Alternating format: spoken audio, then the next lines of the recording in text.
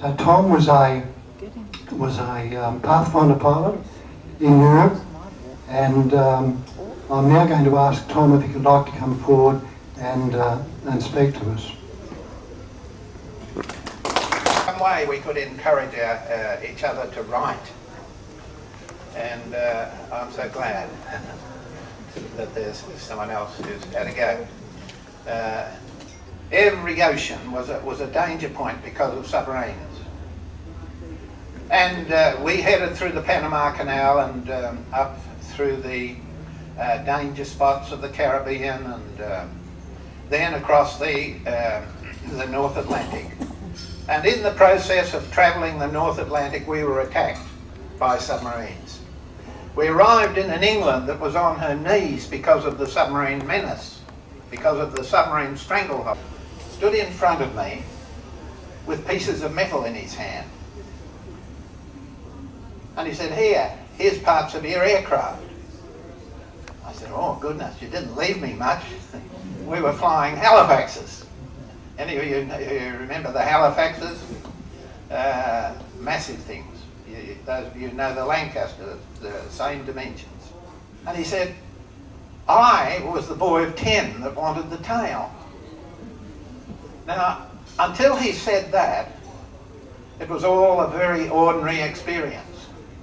But as he said that, I was the boy of 10 that wanted the tail. Suddenly, I could see it. I could see the blazing plane. I could hear the bullets going off. We weren't carrying bombs, but it was. And I was trying to keep the crowd back from exploding fuel. Crowds of people coming in.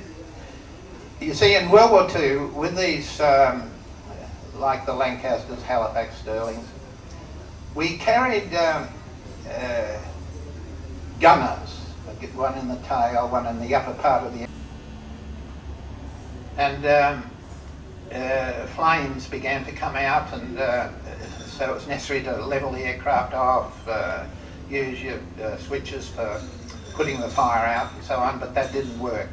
So we were in a very serious position, and I just chose to get the crew to bail out, and I was intending to bail out myself, but we came below cloud, and there was this massive built-up area of Leeds and Bradford, Huddersfield, you know, all heavily built up.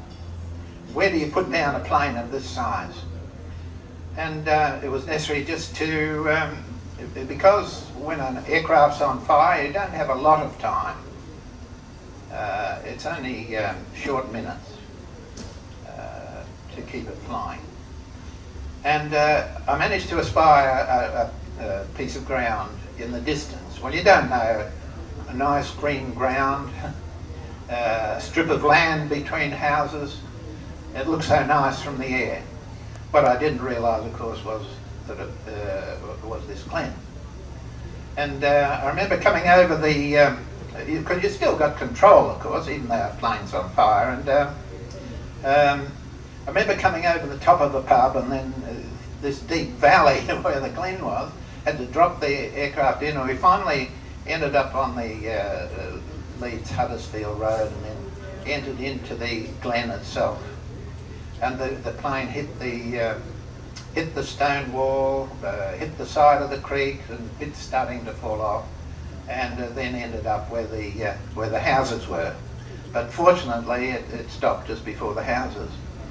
And as I struggled out of it, you know, you pull the escape hatch and it won't come, and things are twisted up, and you get a panic.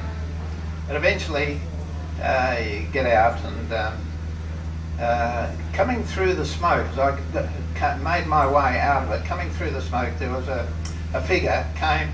Here, he said, "Come and I'll show you where you'll be safe."